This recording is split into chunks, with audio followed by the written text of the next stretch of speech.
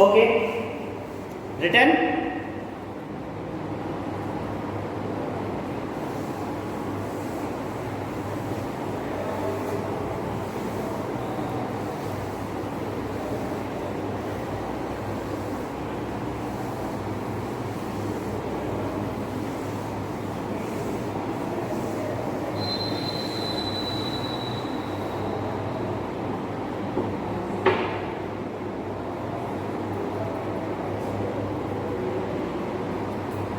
अब कुछ क्वेश्चंस करते हैं बेटा।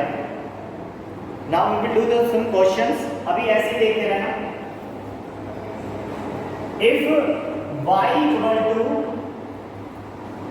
x की पावर 5, एक फंक्शन है y equal to x power 5, find the differentiation, find the dy over dx। Question आएगा y equal to x power 5, find dy over dx। कैसे करेंगे? देखो कैसे करेंगे, बहुत ध्यान से समझना बेटा, बहुत इंपॉर्टेंट टॉपिक है। सबसे पहले क्या करेंगे, डिफरेंशिएशन, एक लाइन लिखेंगे, differentiation with respect to x, differentiation with respect to x। इसका मतलब होता है x के रेस्पेक्ट में डिफरेंशिएट करना। जो भी फंक्शन है मैं इसको किसके रेस्पेक्ट में डिफरेंशिएट करने जा रहा हूँ, x के रेस्पेक्ट में। तो ये आ जाएगा कितना, y का क्या हो जाएगा, जब मैं y का x के रेस्पेक्ट में डिफरेंशिएट करूंगा तो आ जाएगा बेटा dy ओवर dx।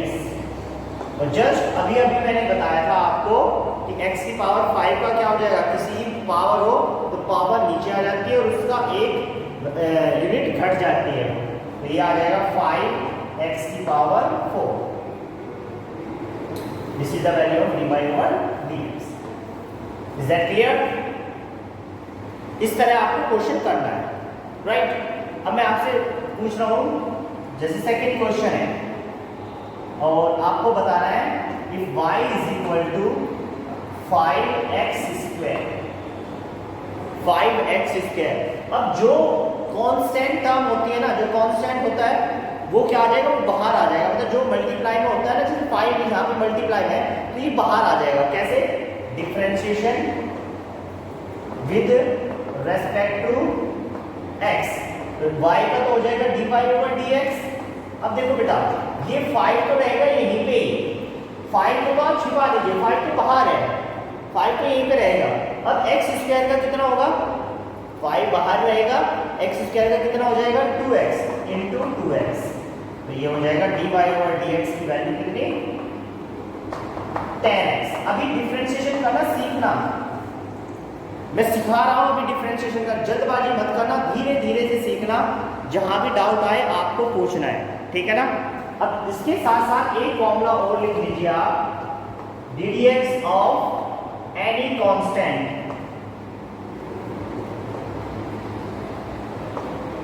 किसी भी कांस्टेंट का डिफरेंशिएशन अगर हम करते हैं उसकी वैल्यू आती है 0। किसी भी कांस्टेंट का अगर मैं डिफरेंशिएशन करूं तो उसकी वैल्यू क्या आएगी, 0। अब पूछो कैसे, बताइए कैसे आएगी। अब वो ध्यान से समझना बेटा। जैसे सपोज दैट एक फंक्शन है y इज इक्वल टू 5 ही मान लीजिए आप, 5 6 7 8 9 10 कुछ भी हो सकता है, वैसे मैंने 5 ले लिया। अब यहाँ पे वेरिएबल तो है नहीं, x तो है नहीं, तो x के रेस्पेक्ट में डिफरेंशिएट कैसे करूं, तो मैं इसको क्या लिख सकता हूँ, इंटू 1 लिख सकता हूँ, 5 इंटू 1 लिख सकता हूँ इसको। तो अब मैं इसको ऐसे लिख सकता हूँ, देखो 5 इंटू x की पावर 0। क्या मैं 1 को x की पावर 0 लिख सकता हूँ, क्योंकि मैं x के रेस्पेक्ट में डिफरेंशिएट करने जा रहा हूँ। बोलिए यस या नो। भाई देखो मैंने 5 इंटू 1 लिखा पहले, और फिर इसको 1 को x की पावर में 0 लिख सकता हूँ, x की पावर 0 लिख दिया ना, कोई डाउट नहीं है यहाँ पे। अब बहुत ध्यान से सुनना आप लोग मेरी बात। अब मैं यहाँ पे x की पावर n का फॉर्मूला लगाऊंगा, तो differentiation with respect to x, तो dy ओवर dx, 5 बाहर, 0 वापस वही बात, 0 कहाँ जाएगा, डाउन साइड, 0 इंटू एक्स की पावर 0 माइनस 1। अब चाहे कुछ भी हो, यहाँ पे 0 से मल्टीप्लाई आ गई ना, यहाँ से अगर 0 से मल्टीप्लाई आ गई तो क्या हो जाएगा, सब कुछ 0 हो जाएगा। इसका मतलब dy/dx इक्वल टू क्या हो जाएगा, 0। तो इस तरह कोई भी कांस्टेंट हो, इस तरह कोई भी कांस्टेंट हो, याद रखना उसका डिफरेंशिएशन क्या होता है, 0 होता है। Is that clear? ये बात समझ में आई या नहीं, बताइए एक बार मुझे, क्या समझ में आया आपको ये? अभी मैंने जितने भी फॉर्मूले लिखाए हैं उनको प्रूव करके दिखाया है, तो आप बहुत ध्यान से देखते रहना उसको। चलिए नेक्स्ट क्वेश्चन करते हैं। बेटा देखो ध्यान से, मैं 5 का कर रहा हूँ, ठीक है ना, तो 5 × 1 लिख सकता हूँ, क्योंकि x के रेस्पेक्ट में कर रहा हूँ तो मुझे x का वेरिएबल चाहिएगा। तो 1 को मैं क्या लिख सकता हूँ, x पावर 0, 1 को लिख सकता हूँ मैं x पावर 0। तो यहाँ से क्या हो जाएगा, मैं जब इसका डिफरेंशिएट करूंगा तो ये x की पावर 0 आगे आ जाएगी, तो 0 आ गया यहाँ पे, तो 0 यहाँ पे आ गया तो सब कुछ 0 हो जाएगा। 0 में किसी की मल्टीप्लाई करो आप तो 0 ही आएगा। Is that clear? इसलिए किसी भी कांस्टेंट टर्म का अगर मैं डिफरेंशिएशन करूं तो उसका आंसर क्या आएगा, 0। इसी तरह आप c ले सकते हो, c is any constant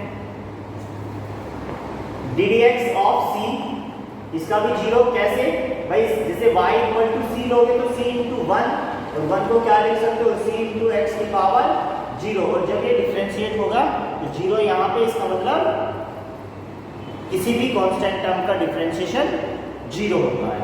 is that clear? ये बात समझ में आई ना आप लोगों के?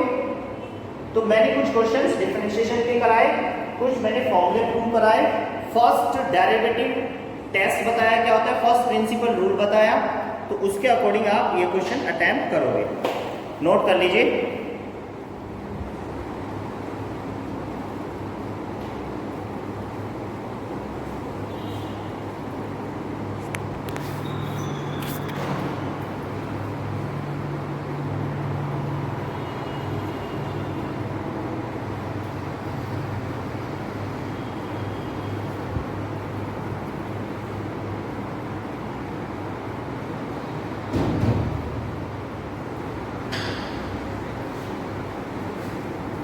Okay, thank you students.